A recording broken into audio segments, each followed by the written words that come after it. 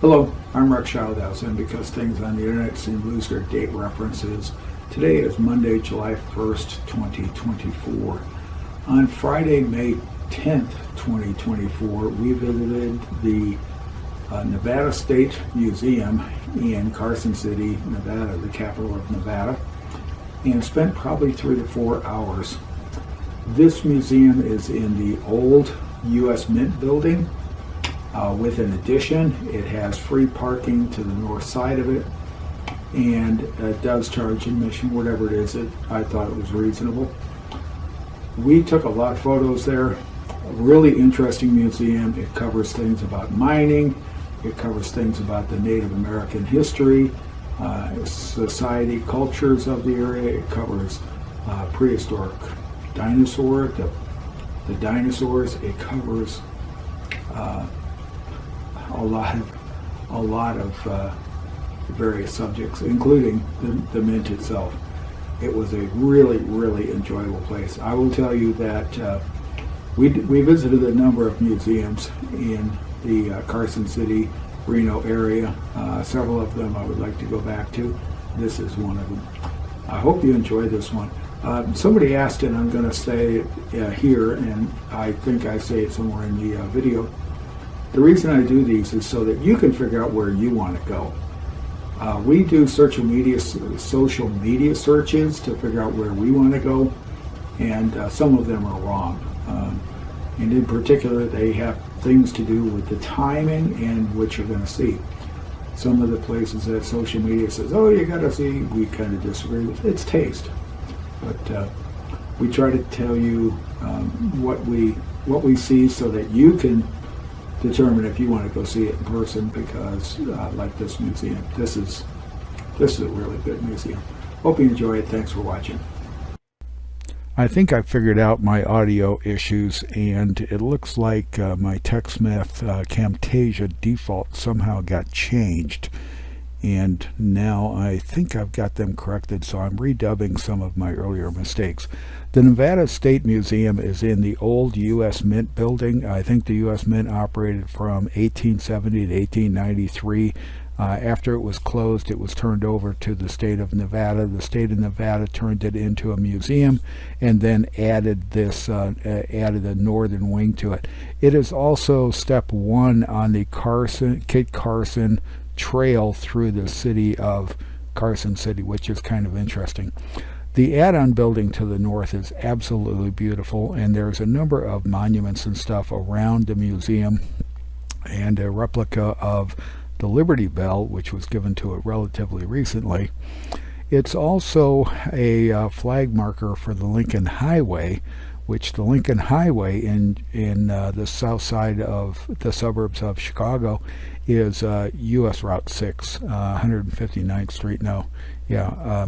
U.S. Route 30, so a little farther south. Anyways, they give you a map when you pay your admission. I thought the admission was reasonable, and we got a brief as to where to go, how to go, so we started chasing it. Nevada has a state fossil. It's this guy here out of the dinosaur age, which is kind of really cool. This thing is huge, and I took a photo of it. So I took a lot of photos with Joyce so that you could get a relationship as to how big this thing was. I love the way the earth moves. We lived in earthquake prone areas. We lived in Japan for 5.5 years. I lived in the Philippines for 2 more. And there was a really good presentation on plate tectonics and how they work and why you have earthquakes and why Nevada at one time was under salt water and why we now have the Great Basin. It was thoroughly enjoyable. This was extremely educational. More pictures of things that are no longer around today. The museum had a really wide variety of presentations, totally enjoyable as they went.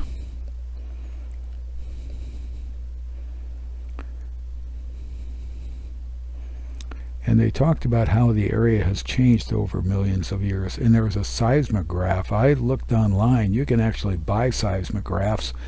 And you buy a seismograph by wanting to measure one of two things. You either want to measure lateral or vertical movements of the earth. We live in Southern California.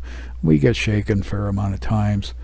We used to live in Southern Illinois, which had a fair amount of seismic activities too.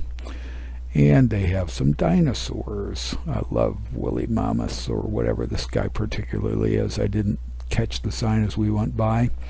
A relative of T-Rex, and I'm Dinosaur Daddy because I'm Rex.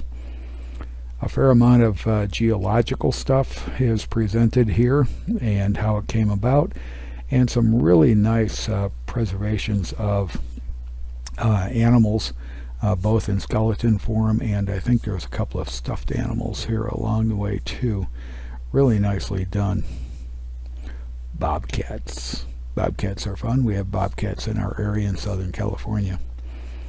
And we have all sorts of hawks here in Southern California. We feed the birds, and the birds also come and sit on our fence and look at our ground squirrels. I wish they'd be a little more active with our ground squirrels and take some of them away. A lot of wildlife, because Nevada has a lot of hunting and wildlife activity, and you have to maintain some degree of hunting or the natural population of animals gets out of balance. So it is controlled.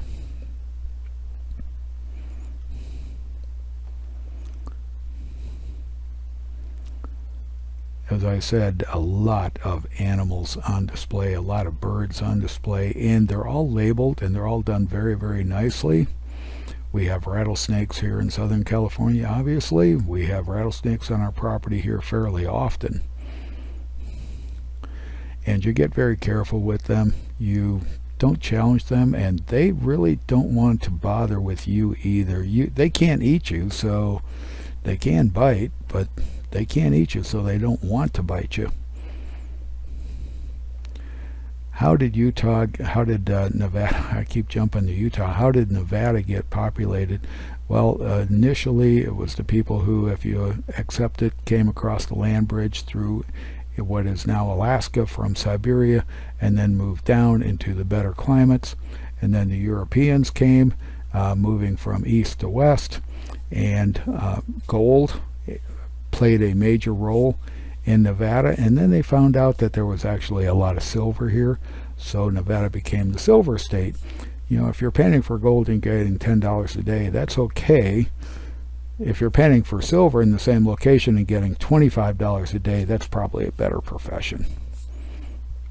Nevada's changed its boundaries in the transition from territories to statehood, and those boundaries are sometimes set up by natural barriers, some by artificial lines drawn on maps.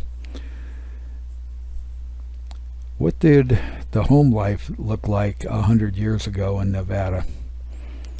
Pretty basic by our current standards, and pretty well. Nevada does a lot of mining, and as you go through Nevada, you can see some of the mines which are straight shafts, and they warn you, stay away from them. If you fall down them, you may fall 300-500 feet, and somebody else has to know you're there before you can be rescued, even if you're still alive. Stamp mills, they had examples of stamp mills, and we'd seen them elsewhere. Stamp mills take large chunks of ore, stuff taken out of the ground, pound it so that it's easier to transport and easier to put into the furnaces to melt down and get the minerals that you want out of it. The Virginia and Truckee Railroad, we rode, and there's another video on it. We rode it from Carson City to Virginia City. It's a really nice railroad. They've got a lot of documentation as to how it came about and how it was made, and it's now running as a tourist railroad, and it's a really nice ride. It's really well maintained. It's a really nice ride. There's another video on it. A lot of stuff on the railroad.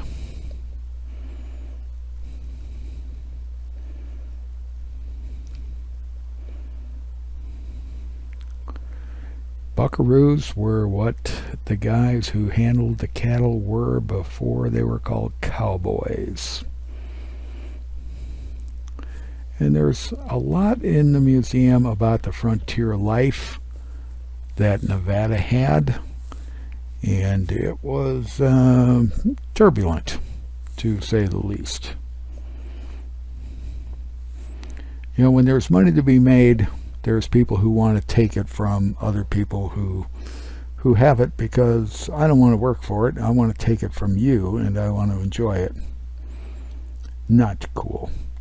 Nevada's been known for gambling and other things over the years, and there was a lot of a significant amount of gambling paraphernalia shown throughout the museum and how it progressed.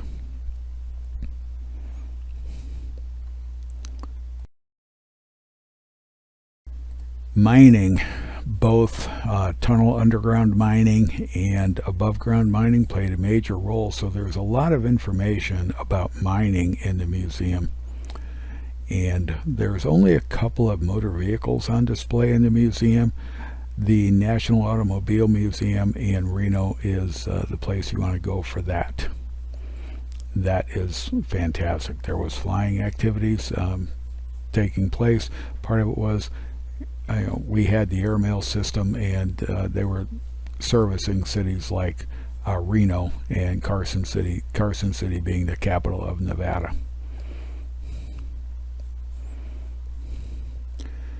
And a ticket box for the railroad. If you were going someplace, you had to have a specific ticket.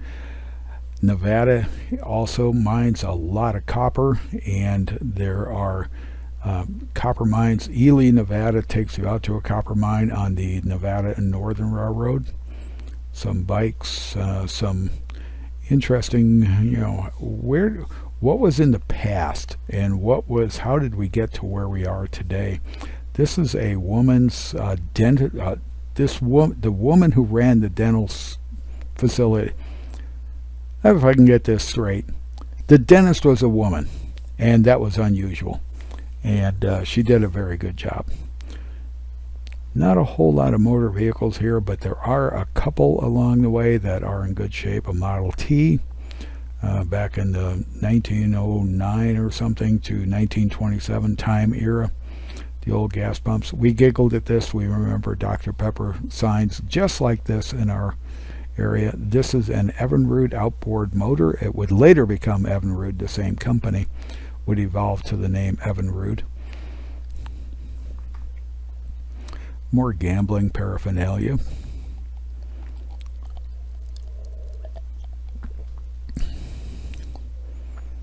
A lot of things about how life was 20, 30, 40, 50, 100 years ago throughout the museum. It was interesting. We were there probably 4 hours, and read a fair amount of the signs. We're going to be making a trip to the Hoover Dam, which started out as being the Boulder Dam. And this is, if I'm not mistaken, a cruiser. And the first one there was a cruiser, I think. So World War I, World War II, this is World War II. That's an M1 service rifle, 30 caliber, which commonly called a Grand. And these are 48 star flags, so that was World War II. B-24 Liberator. A lot of training was done in the Nevada area because it was sparsely populated, and if you crashed, you probably wouldn't hit a house. And not a whole lot of trees in some of the area of Nevada. A lot of the trees were taken out of Nevada to support the mines. Now, when you cross the state lines on railroads, that was an important event. When you cross state lines driving in a car, that was a semi-important event. So people would stop and get these photos. We used to get these photos, and then we just gave up and just grabbed them with the digital camera as we went. U.S. Route 50. We drove the loneliest road. Here's our passport. We drove the loneliest road in America from Great Basin National Park all the way to Carson City. Nevada State had a lot of the nuclear testing, atomic testing done above ground and underground. and has consequently paid the prices for that. Now it is very, very heavily controlled.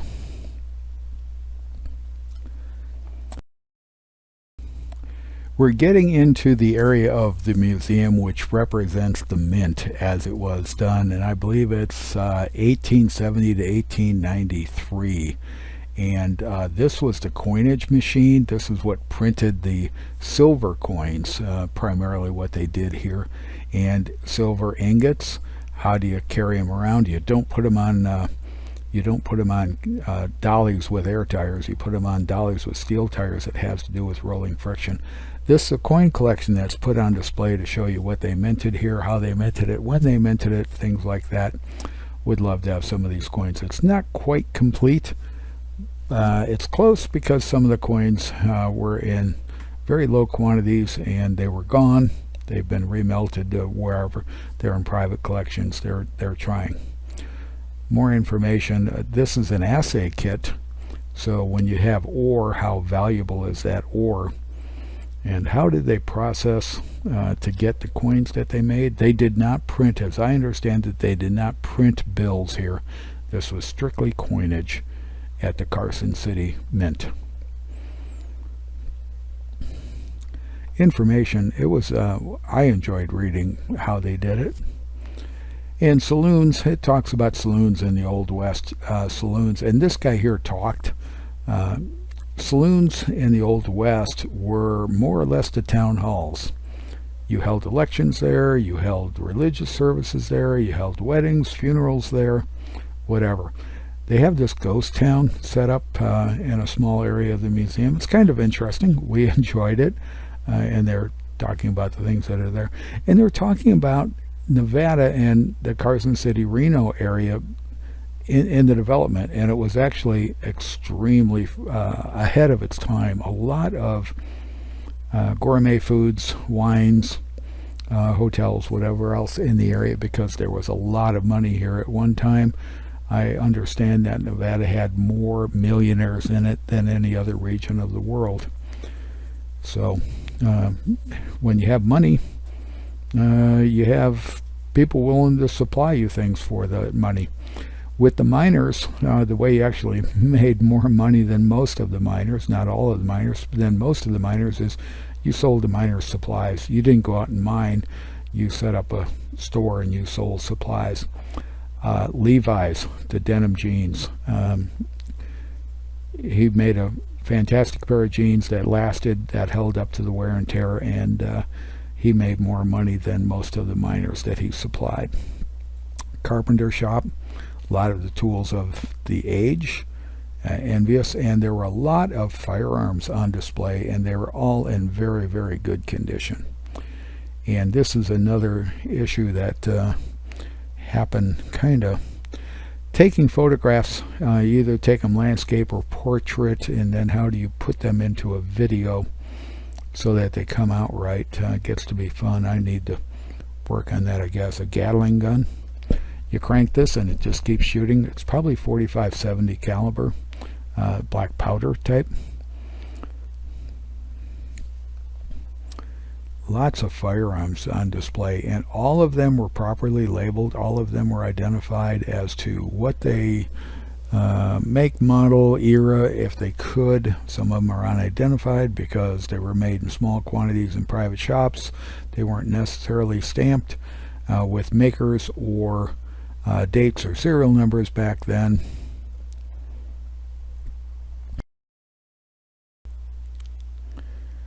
I have an interest in firearms, and these displays also showed the progress of firearms. In the Old West, the most common firearms were actually the shotgun and the rifle, because the shotgun you didn't have to be extremely accurate. You could take care of varmints. Rifle you could get game. Handguns were expensive and complicated.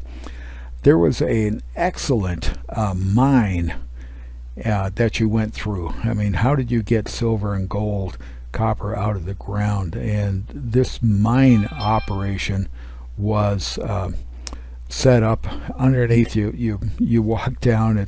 I assume it's in the basement just because of the topography. And you walk through this and you followed the rail tracks, and there were signs all over telling you what happened at this point. How did the drills work? How did this step lumber, I think it's called, square step, which was developed by a European, and it there it is, square set. And this process pretty much devastated the wooded area within many, many miles of these mines. And here's an example of a major operation. How did you get the ore out? It went up vertical chutes on cars that were hauled by winches, steam-powered winches, and you had to pump water out of the mine. You had to pump fresh air into the mine. The mines were hot. The lower you go in the earth, the hotter it gets. And you had to get the air down so you could operate the tools, because at that time there wasn't a whole lot of electricity, if there was any at all. So most of your tools were pneumatic. A stamp mill, you had to smash the big boulders into smaller boulders so you could move them more efficient. And a lot of really interesting stuff on how mines worked, what the dangers of the mines were, and how they worked. It was, to me, the mining presentation in the museum was probably one of the best parts of the museum. There were numerous really, really good parts of the museum. I don't think there was any part of the museum I didn't enjoy, but I think the mine exhibit, and it's a large exhibit as you walk through it, I think the mine exhibit was probably the #1 exhibit in my opinion, and that's just an opinion.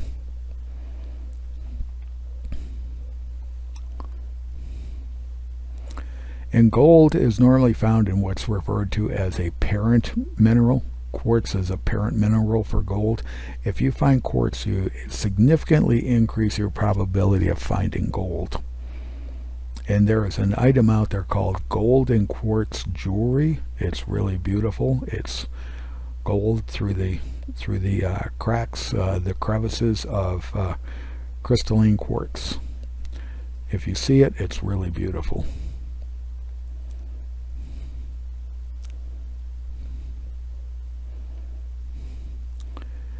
As I said, I'm just letting this go. As I said, the mine exhibit is a large exhibit. You're walking through here, and some of the areas you kind of have to watch your head, resembling what a real mine was. Here's a electric powered pneumatic pump. As you get lower, you also get a lot of water in your mine. Your mine gets water from overhead. Rain seeps through the earth. It also seeps in from around the mine. So one of your major issues is you have to dewater your mine.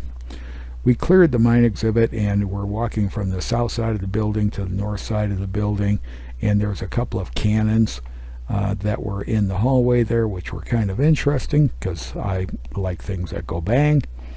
Military guy, and these cannons were sitting out there. Really nice displays, really nicely maintained, really good signage. The museum had fantastic signage all the way around. The Carson City Mint bell was out there, and it rang when the mint went into operation. It rang when the mint came out of operation on its daily schedule. So it was a cheap clock for the population. Now, this is the leg bone of a sloth. We're in the north side of the museum, and I'm used to sloths in zoos. This is not a sloth I would find in a zoo. I had Joyce stand here so that you could scale it. The north side of the building, the north side of the museum, has to do with the what Utah would call the first people, the original occupants of the area, the Native Americans. If you accept the theory that they came across the land bridge into what is now Alaska, and then migrated farther south for better climates. And then the Europeans moving from east to west occupied the area as well. There's a lot of archaeological stuff around Nevada, and it's brought into the museum, and they talk about it. And it is a federal felony to deface this stuff, to mar it, to degrade it, to move it If you find it, you're supposed to identify the feds and let the federal people take care of it. And in one of these displays, they're showing how these archaeological sites have been damaged by people going in improperly and leaving behind. And from the 1960s, 1970s, my statement is the mark of the American tourist at that time was an empty can of Coca-Cola, an empty Marlboro cigarette pack, and a empty something else, Snickers, whatever. And then Lady Bird Johnson did the Beautify America campaign, and we started to get clean and conscious. This is where they're talking about the archaeological site damaged, degraded because people went in and screwed with it, and you can't do that. It's history, and if you change it, it's gone. You can't recover it. A lot of information in here, and it was really nice. We spent a fair amount of time skim reading this stuff as to how it worked, and I think I missed one of the seasons. I have spring, summer, and I think I missed one or two of the seasons, which I kind of disappointed at. This section of the museum is really nice. We enjoyed it. The wetlands, as we're going through this, and I'm trying to cover this up, trying to redo the video. But learning about how the original people came in and adapted, developed the area, did their work with the environment was interesting. I think we're outside and we're coming to the end of the video. This is the copy of the Liberty Bell. This is the signage to get into the museum, and it is a really nice museum. As I said, it's in the old U.S. Mint, which only operated 1870 to 1893, I think. This is a museum worth seeing, and it is also step one for the Kit Carson Trail through Carson City, Nevada.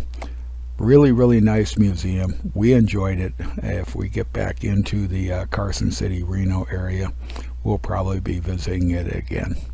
Thanks for watching. Hope you enjoyed it, and I'm trying to clear up issues I had with the mics. Thanks. We'll see you in the next one.